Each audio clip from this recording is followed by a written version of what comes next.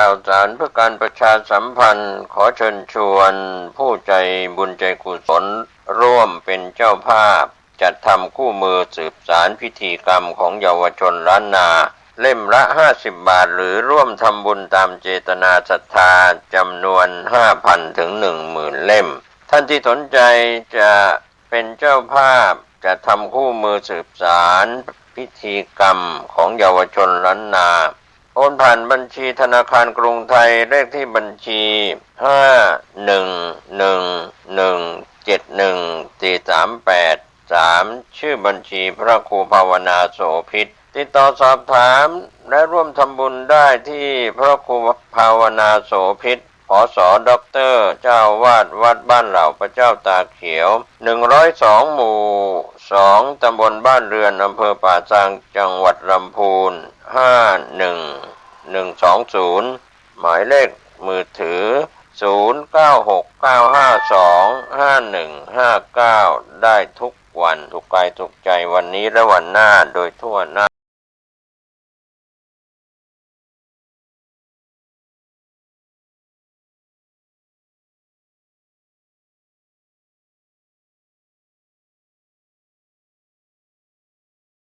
ดีครับท่านผู้ฟังที่เคารพการแบ่งปันความคิดดีๆวันนี้ผมเกษตรเพชรสำริดวิทยากรก็นำสาระธรรมต่างๆมาแบ่งปันให้ท่านได้คิดได้พิจารณากันนะครับเรียกว่าพี่รู้สองน้องรู้หนึ่งหรือว่าแบ่งปันให้ท่านได้คิดได้พิจารณากันสาระธรรมที่หลายคนหลายท่านเข้าใจแล้วก็รับทราบกันดีอยู่แล้วไม่ว่าจะอยู่ในพื้นที่ใดๆในปัจจุบันอากาศจะเย็นจะร้อนจะหนาวจะฝนตกจะแดดออกก็แล้วแต่สิ่งที่มนุษย์ชายหญิงเราต้องการก็คือความสงบทางด้านจิตใจก็ไม่ได้สนใจเรื่องของสมาธิกันแล้วจะแสวงหาความสงบได้อย่างไรเรื่องนี้ก็ดูได้จากรสของผลไม้ก็ไม่จำเป็นว่าผลไม้ที่เราชิมนั้นจะเป็น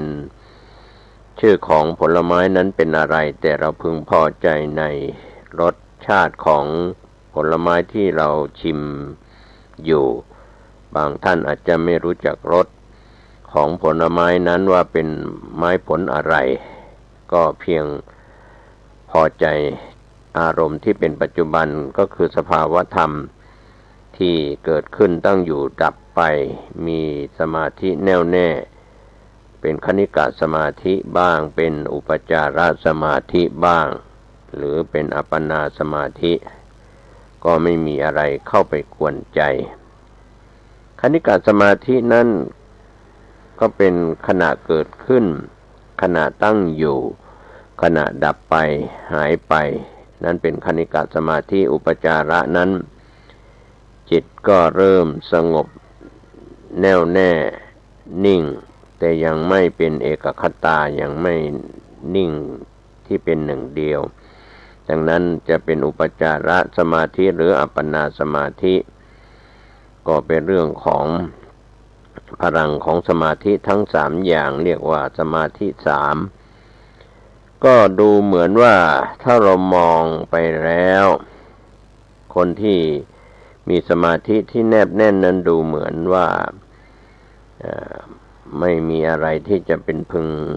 สิ่งที่พึงหวังพึงประสงค์ดูเหมือนคนไม่มีกิเลสสงบแน่วแน่แน่นิ่งอย่างแท้จริงดูไม่ยินดีดูไม่ยินร้ายไม่มีอะไรที่จะตอบโต้ดังนั้นที่หลายคนหลายท่านพูดถึงเรื่องของพระไตรลักษณ์อนิจจังทุกขังอนัตตาก็เป็นสภาวธรรมที่จะปรากฏให้เห็นชัดเจนอย่างใดอย่างหนึ่งในสมาธิของคณิกะสมาธิขณะที่เกิดขึ้นขณะที่ตั้งอยู่ขณะที่ดับไปพระโยคีหรือผู้ปฏิบัติธรรมผู้เจริญภาวนาผู้เจริญสมาธินั้นก็ย่อมจะเข้าใจ ว่าเป็นอนิจจังคำว่าเป็นอนิจจังนั้นรูปนามเป็นอนิจจังไม่เที่ยงคำว่าทุกขังรูปนามเป็นทุกขังทนอยู่ไม่ได้ส่วนความเป็นอนัตตาคือบังคับบัญชาไม่ได้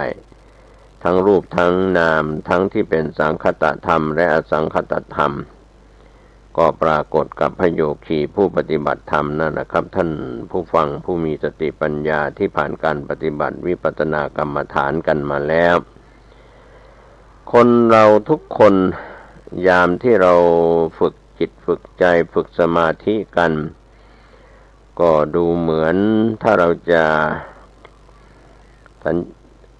สิ่งที่อยู่ภายในมนุษย์หรือสัตว์เดรัจฉานก็ตามเรามองปัจจุบันว่ามนุษย์เป็นสัตว์ประเสริฐสัตว์เดรัจฉานเป็นสัตว์ของเดรัจฉานผู้ไปตามส่วนขวางมนุษย์เป็นผู้มีใจสูงมนะบวกอุตสะมนะแปลว่าใจอุตสะแปลว่าสูงมนุษย์เป็นสัตว์ประเสริฐเป็นผู้มีสัญชาตญาณที่สามารถสูงส่งด้วยคุณธรรมที่เป็นพระบุคคลบรรลุมรรคผลนิพพานได้อาจจะแตกต่างไปจากสัตว์ที่จะได้รับการฝึกฝนอย่างเช่นสุนัขตำรวจหรือสัตว์อื่นๆที่ฝึกแล้วก็ความประเสริฐนั้นไม่บังเกิดขึ้นไม่ปรากฏขึ้นแต่สิ่งหนึ่งที่จะทำให้เราเห็นคุณค่าของการฝึกสมาธิไม่ว่าจะเป็นคณิกะสมาธิอุปจารสมาธิและอัปปนาสมาธิสำหรับผู้ที่เจริญสมถกรรมฐานนั้นก็จะเน้นไปที่สมาธิขั้นอุปจาระและก็อัปปนาแต่ผู้ที่เจริญวิปัสสนาก็จะต้องยกอาการหรืออารมณ์ที่สงบนั้นเข้าสู่วิปัสสนาก็คือความสงบนั้นก็เกิดขึ้นความสงบนั้นก็ตั้งอยู่ความสงบนั้นก็หายไปอย่างนี้เป็นต้นเป็นตัวอย่างดูได้จากคนที่ทำพูดคิดในแต่ละวันแต่ละชั่วโมงแต่ละนาทีปฏิกิริยาต่างๆที่เกี่ยวกับยืนเดินนั่งนอนกินดื่มพูดคิดหรือการสัมผัสทางตาหูจมูกลิ้นกายและใจก็ล้วนแล้วบางวันก็ถ้าเรามีสติเท่าทันอารมณ์ก็จะเป็นอารมณ์ที่มีสมาธิดีอารมณ์ดีก็เป็นเรื่องที่เรามองเห็นพระโยคีผู้ปฏิบัติธรรมนั้นจะมีวรรณะผิวหน้าท่าทางสีหน้าท่าทางวรรณะผิวพรรณผ่องใสเพราะจิตใจมีสมาธิอยู่ภายในก็ทำให้เราได้เห็นเพราะว่าจิตตชรูปที่เกิดจากการฝึกจิตนะครับจะยืนจะเดินจะนั่งจะนอนนี่นะครับท่านผู้ฟังก็ย่อมเข้าใจในอิริยาบถใหญ่อิริยาบถย่อยแล้วก็รวมไปถึงการที่จะนุ่งห่มเสื้อผ้าเปลี่ยนเสื้อผ้านุ่งห่มก็ดีอาบน้ำถ่ายอุจจาระถ่ายปัสสาวะล้วนแล้วจะต้องเจริญสติเจริญสมาธิกำหนดภาวนาที่เป็นปัจจุบันอยู่เสมอเรียกว่าทุกอิริยาบถทั้งใหญ่ทั้งย่อยทั้งอากัปกิริยาต่างๆพระโยคีที่ปฏิบัตินั้นจะต้องภาวนาทำอย่างช้าๆเพื่อให้มีสติในการเจริญพระกรรมฐานที่เป็นคณิกะสมาธิก็ชีวิตทุกชีวิตนั้นมีสัญชาตญาณที่กำหนดรู้อยู่นะครับความเกิดขึ้นความตั้งอยู่การดับไปเป็นสภาวธรรมของพระโยคีที่เจริญวิปัสสนากรรมฐานไม่ได้ติดใจไม่ได้ไปติดในสิ่งที่พึงพอใจไม่ได้อารมณ์เสียในสิ่งที่ไม่พอใจไม่ได้เสียใจไม่ได้ดีใจก็เป็นอารมณ์กลางๆเป็นอารมณ์อุเบกขา ทั้งสามอารมณ์พึงพอใจไม่พอใจแล้วก็เฉยๆนั้นจะต้องกำหนดรู้ดีใจก็กำหนดรู้ไม่ดีใจเสียใจก็กำหนดรู้เฉยๆก็กำหนดรู้เรียกว่าตามดูตามรู้ตามเห็นที่เราใช้ศัพท์ในภาษานักพูดว่าไม่ยินดีไม่ยินร้ายอานิสงส์ของการทำกรรมฐานที่เราเรียกว่าการนั่งสมาธิหรือการเจริญสมาธิภาวนาก็เป็นเรื่องที่เราต้องฝึกหัดคำว่าดูลมหายใจเข้าดูลมหายใจออกก็คือการมีสติอยู่ที่ปลายจมูกหรือริมฝีปากลมเข้าก็รู้ลมออกก็รู้แทนที่จะวิ่งตามความรู้สึกชอบไม่ชอบตามสัญชาตญาณความเคยชินเราก็พยายามดำรงสติรู้เท่าทันปล่อยวางรู้แล้วก็ปล่อยไม่ยึดไม่ติดรู้แล้วก็ปล่อยรู้แล้วไม่ปล่อยก็จะยึดจะติดนะครับการรู้ในการเจริญสติพระกรรมฐานในการภาวนานั้นก็จะปล่อยแล้วก็วางเป็นการเสริมสร้างนิสัยใหม่ๆนิสัยที่ไม่ยึดไม่ติดนิสัยที่เคยอิจฉาริษยานิสัยที่เคยเอาแต่ใจตนเองความเคยชินหรือว่าสันดานที่เคยชินทำอะไรตามใจฉันก็จะเห็นสภาวะธรรมตามความเป็นจริงปรากฏขึ้นดังนั้นคนที่เจริญสมาธิเจริญภาวนาก็เรียกว่าทำอะไรไม่หวังผลตอบแทนไม่เอาก็พยายามผลักดันสิ่งที่ให้แล้วอย่างเช่นการให้ทานถ้าเรายังมีใจหวังผลตอบแทนก็ยังเป็นสิ่งที่เป็นโลกียะเป็นอารมณ์ของกิเลสเป็นความอยากทำไม่เอานั้นทำแล้วไม่อยากนี่ก็คืออโลภะความไม่อยากไม่โลภไม่โกรธไม่หลงแต่ก็อยู่ในการเจริญสติในปัฏฐานดังนั้นถ้าเราเข้าใจฟังเทศฟังธรรมฟังการบรรยายจากพระคุณเจ้าก็ดีหรือจากผู้รู้บรรยายธรรมก็จะกำหนดเสียงนั้นได้เข้าใจไม่ยินดีไม่ยินร้ายว่าเป็นเสียงพระเทศเป็นเสียงใครพูดเป็นเสียงใครบรรยายพอใจก็ไม่ใช่ไม่พอใจก็ไม่ใช่มีแต่เสียงที่มากระทบแล้วแวบๆหายไปก็เรียกว่าไม่ยินดีไม่ยินร้ายในเสียงนั้นไม่ว่าจะช้าจะเร็วจะเป็นอาการใดๆก็เรียกว่าตามดูตามรู้ตามเห็นให้ทันการฝึกจิตนั้นต้องใช้เวลาเรียกว่าทำอะไรช้าๆเราก็จะเห็นโยคีผู้ปฏิบัติธรรมนั้นท่านจะอยู่เรียกว่าแสวงหาสถานที่วิเวกสงบกายสงบใจสงบกายนั้นก็คือสถานที่นั้นจะทำให้เราไม่ต้องด้านร่างกายไม่ต้องกังวลการแต่งเนื้อแต่งตัวก็ทำตามสบายๆทางด้านจิตใจก็ทำใจให้สบายๆก็ดูได้จากโยคีผู้ปฏิบัตินั้นจะเป็นพระคุณเจ้าเป็นพระภิกษุสามเณรเป็นแม่ชีเป็นนักบวชหรือเป็นโยคีคฤหัสถ์ชายหญิงก็แต่งตัวตามสบายๆก็เรียกว่าการที่เราจะไปเจริญสมาธิไปเจริญสตินั้นไม่ใช่อยู่ที่ต้องแต่งตัวเหมือนคนภายนอกที่แต่งกายเพื่อจะไปอวดสังคมในดีไซน์แฟชั่นต่างๆไม่ใช่อย่างนั้นแต่การแต่งใจก็คือการเจริญสมาธิการเจริญสติท่านจึงย้ำในความไม่ประมาทก็คือการเจริญสติ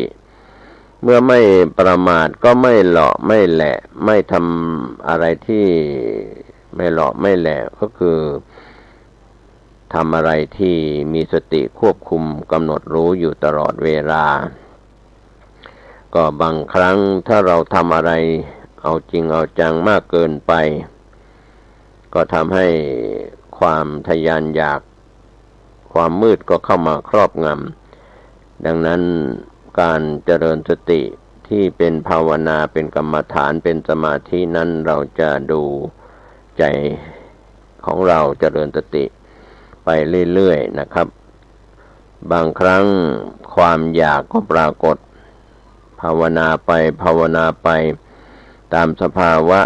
ญาณตามสภาวะของวิปัสสนาญาณก็เป็นไปตามลำดับในวิปัสสนาญาณที่พระอาจารย์ที่สอนพระกรรมฐานก็จะสอนแล้วก็สอบอารมณ์และเข้าใจก็เราไปดูเรื่องของสิ่งที่คนมีธรรมะพูดถึงกันอยู่ว่าการเอาจริงเอาจังก็เรียกว่ามีอริยทรัพย์ภายในเป็นคนที่มีบุญมีสติมีปัญญาก็ไม่ได้มุ่งมั่นที่จะไปความเป็นจากปุถุชนเป็นอริยะแต่ว่าเป็นไปโดยธรรมชาติก็เหมือนชาวประมงที่ทอดแหเก่าๆขาดไม่ได้อะไรกินก็ชักสงสัยว่าที่นี่ไม่มีปลาทอดไปทอดมาผลสุดท้ายก็ทอดอะไรก็เหมือนกันกับพระโยคีผู้ปฏิบัติกำหนดลมหายใจเข้ากำหนดลมหายใจออกก็เหมือนนักเรียนสอบไร่ที่โรงเรียนจะสอบได้หน่วยกิตหรือคะแนนเท่าไหร่เกรดอะไรจะเป็นเกียรตินิยมหรือไม่เกียรตินิยมก็ขอให้สอบผ่านก็คือการเจริญสติปัฏฐานทั้งสี่หรือการกำหนดอานาปานสติกำหนดดูลมหายใจเข้าลมหายใจออกสมมุติว่าลมหายใจเข้า100แต่มีสติแค่80ใน100ก็สอบไม่ผ่านสำหรับการสอบอันนี้คือการกำหนดจะต้องเรียกว่ากำหนด100ครั้งจะต้องมีสติทั้ง100ครั้งถึงจะสอบผ่านไม่ให้ขาดแม้แต่นิดเดียวการกำหนดลมหายใจเข้าลมหายใจออกของพระโยคีผู้ปฏิบัตินั้นก็วางอารมณ์ทำอะไรที่รักษาอารมณ์เรียกว่าตั้งอกตั้งใจจะมุ่งมั่นจดจ่ออยู่ที่ลมหายใจเข้าลมหายใจออกด้วยการมีสติรู้อยู่ตลอดเวลาของลมหายใจเข้ารู้อยู่ตลอดเวลาของลมหายใจออกตั้งแต่ต้นลมกลางลมปลายลมการแยกลมเป็น3อย่างเช่นนี้ก็ต้องตามไปข้างในว่าลมออกมาข้างนอกก็ต้องรู้ว่าต้นลมกลางลมปลายลมอยู่ที่ไหนดูลมเข้าลมออกเช่นนี้ก็อาจจะไปตั้งสติไว้ที่ปลายจมูกต้นลมก็รู้กลางลมก็รู้ปลายลมก็รู้ตรงจุดนั้นเรียกว่ามีสติรู้อยู่ทุกขณะจิตดังนั้นการบริกรรมภาวนาจะใช้บัญญัติภาษาใดๆพุทโธสัมมาอรหังนะมะพะทะยุบหนอพองหนอหรือรูปนามก็ตามก็เป็นการฝึกสติที่เรียกว่าจิตรู้จิตตื่นจิตเบิกบานมีสติกำหนดรู้ตามดูตามรู้ตามเห็นก็เป็นส่วนที่เราจะเจริญอานาปานสติก็เรียกว่าลมก็คือลม2คือสติ3คือจิตนะครับลมเข้าลมออกนี่2สติเป็น3เป็นเรียกว่าลมเข้าลมออกแล้วก็มีสติอยู่ตลอดทั้งลมหายใจเข้าลมหายใจออกตัวจิตนั้นก็คือตัวรู้ว่าลมเข้าลมออกที่เราเรียกว่ารู้ตัวนั้นภาษาธรรมก็อาจจะเรียกว่าสัมปชัญญะสติก็ตัวหนึ่งสัมปชัญญะก็อยู่ด้วยกัน ที่เราพูดว่าสตินั้นก็คือไม่ลืมลมเข้าลมออกรู้ตัวระลึกในลมไม่ลืมแต่ขาดความรู้ตัวก็ไม่ใช่นะครับ ก็อาจจะจิตนั้นตกผวังค์ไปดังนั้นคำว่าสติสัมปชัญญะการกำหนดรู้ตามดูตามรู้ตามเห็นลมเข้าลมออกเกิดขึ้นตั้งอยู่ดับไปหรือจะใช้ภาวนาใดๆก็แล้วแต่ไม่ว่าจะเป็นพุทโธพุทโธธัมโมธัมโมสังโฆสังโฆหรือยุบหนอพองหนอนะมะปะทะสัมมาอรหังรูปนามก็แล้วแต่ดังนั้นภาษาที่เราใช้พูดกันภาษาที่เราใช้เรียกชื่อกันนั้นเป็นเรื่องของบัญญัตินะครับท่านผู้ฟังวันนี้เราอาจจะมองข้ามภาษาที่เป็นบัญญัติไปแต่ว่าไปกำหนดเพียงตัวรู้ของแต่ละชาตินั้นมีบัญญัติภาษาว่าที่พูดว่ารูปนามที่พูดว่ารู้ก็เป็นภาษาไทยแต่ภาษาต่างประเทศอาจจะใช้ภาษาไปคนละบัญญัติก็เรียกว่าถ้าเราใช้ศัพท์มันอาจจะไม่เหมือนกันภาษาไทยเรียกนาฬิกาปลุกอย่างหนึ่งภาษาต่างประเทศเรียกชื่อนาฬิกาปลุกอย่างหนึ่งอย่างนี้เป็นต้นดังนั้นการที่เราจะเจริญภาวนาก็คือการเจริญศีลสมาธิปัญญาหรือเจริญสติให้ตัวเองตื่นอยู่ตลอดเวลาไม่ตึงเกินไปไม่หย่อนเกินไปติดตามลมหายใจเข้าลมหายใจออกกำหนดอย่าให้ขาดสติหรือว่าอย่าให้สติขาดก็ถือว่าเป็นการเจริญภาวนาที่เป็นไปโดยติดต่อไม่มีอะไรเข้ามาขั้นระหว่างสติการเจริญสตินั้นจะมีตัวเผลอสติเข้ามาขั้นก็เรียกว่าสิ่งที่สติเป็นท่อนเป็นท่อนเป็นแท่นไม่ติดต่อไม่ประติดประต่อการเจริญสตินั้นจะต้องเป็นไปโดยติดต่อไม่มีระหว่างขั้นก็คือไม่เผลอสติไม่ขาดสติต้องเรียกว่าทยอยแล้วก็พยายามกระทำอยู่อย่างต่อเนื่อง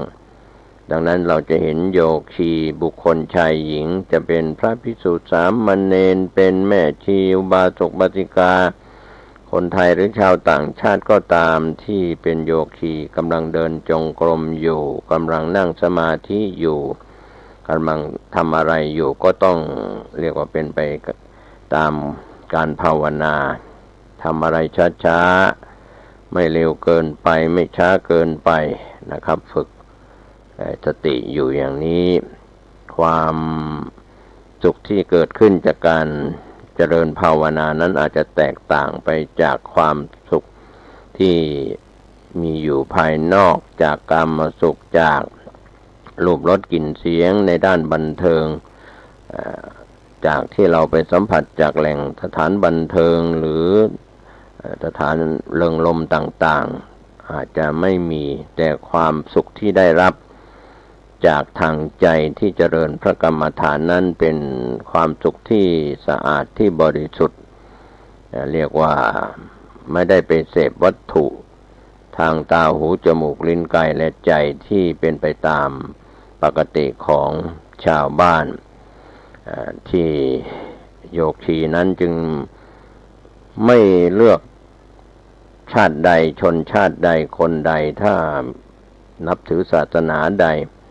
แต่ก็เป็นพระบุคคลที่สามารถที่จะบรรลุธรรมก็คือมีมนุษย์แล้วก็อมนุษย์ที่เป็นบุคคลที่สามารถบรรลุธรรมได้ไม่ว่าจะเป็นเทวดาอินทร์พรหมยมยักษ์ส่วนสัตว์เดรัจฉานสัตว์อบายนั้นเป็นพระบุคคลไม่สามารถที่จะบรรลุมรรคผลนิพพานได้ก็ต้องสร้างบุญบารมีให้ทานรักษาศีลเจริญภาวนาสั่งสมบุญญาบารมีต่อไปสำหรับพระบุคคลที่จะได้มีโอกาสบรรลุมรรคผลนิพพานก็คือกัลยาณปุถุชนและอริยบุคคลเบื้องต่ำได้เจริญภาวนาจน ถึงความเป็นผู้หมดสิ้นอาสวะกิเลสความสุขที่เกิดขึ้นจากทรัพย์ภายในทรัพย์ภายนอกนั้นก็เป็นเรื่องความสุขของโลกียสุขแต่ถ้าโลกุตระสุขนั้นก็เป็นสิ่งที่เราได้จากการเจริญภาวนาเมื่อพระโยคีปฏิบัติพระกรรมฐานทั้งกลางวันกลางคืนก็ที่เรารู้และทราบกันว่าพระโยคีหรือผู้ปฏิบัติพระกรรมฐานนั้นจะกินน้อยนอนน้อยพูดน้อยก็ในยุคปัจจุบันนั้นอาจจะมีการที่จะมาใช้โซเชียลมีเดียหรือทางอินเทอร์เน็ตหรือทางอะไรต่างๆในช่วงของการปฏิบัติพระกรรมฐานนั้นอยู่ควรจะต้องปิดสื่อสารทุกชนิดไม่ว่าจะเป็นฟังวิทยุกระจายเสียงดูทีวีหรือว่าอ่านสื่อสิ่งพิมพ์หนังสือธรรมะก็ต้องหยุดวางหมดที่เรียกว่าปริโภททั้งหลายควรจะปล่อยวางส่วนใหญ่ที่การปฏิบัติไม่คืบหน้าเพราะว่ามีปริโภทกลางวนในปัจจุบันนั้นเราจะทำอะไรเราก็คิดว่าในโทรศัพท์ในมือถือในคอมนั้นมีอะไรที่เราจะต้องรับรู้รับทราบมีช่องทางที่ขาดสติมากกว่ามีสติขาดสติมากกว่าก็ไปตามอารมณ์จากสื่อสารเหล่านั้นทำให้โยคีเสียเวลาเสียการปฏิบัติขาดสติมากขึ้นก็เป็นสติที่เป็นท่อนไม่ต่อเนื่องดังนั้นวันนี้ผู้ที่แสวงหาความสงบทางด้านจิตใจก็ควรจะปริวิเวกนะครับไม่ตัดขาดจากสื่อสารภายนอกแล้วก็เพื่อจะให้จิตใจเกิดความสงบเกิดความมีสติในทุกอิริยาบถไม่ว่าจะเป็นอิริยาบถใหญ่บทย่อยรวมไปถึงการกินดื่มถ่ายอุจจาระถ่ายปัสสาวะการจะพูดจะคุยจะทำอะไรต้องมีสติเป็นใหญ่เป็นที่ตั้งนะครับวันนี้ผมเกษตรเพชรสำริดวิทยากรแบ่งปันความคิดดีๆเรื่องของการฝึกสมาธิการฝึกจิตนั้นทุกคนจะต้องลงมือประพฤติปฏิบัติเองพระวิปัสสนาจารย์สอนและสอบอารมณ์ก็จะเข้าใจเดินทางถูกทางผิดอย่างไรก็เหมือนแผนที่ที่พระวิปัสสนาจารย์คอยชี้แนะพร่ำสอนขอทุกคนทุกท่านได้มีโอกาสเจริญพระกรรมฐานฝึกสมาธิสุขกายสุขใจทั้งในปัจจุบันและในอนาคตได้มีโอกาสบรรลุมรรคผลนิพพานโดยทั่วหน้ากันสวัสดีครับขอเจริญสุขญาติโยมท่านผู้ก่อนอื่นนั้นต้องขออนุโมทนาขอบใจต่อคุณโยมเจ้าหน้าที่สถานีวิทยุทุกท่านทุกคน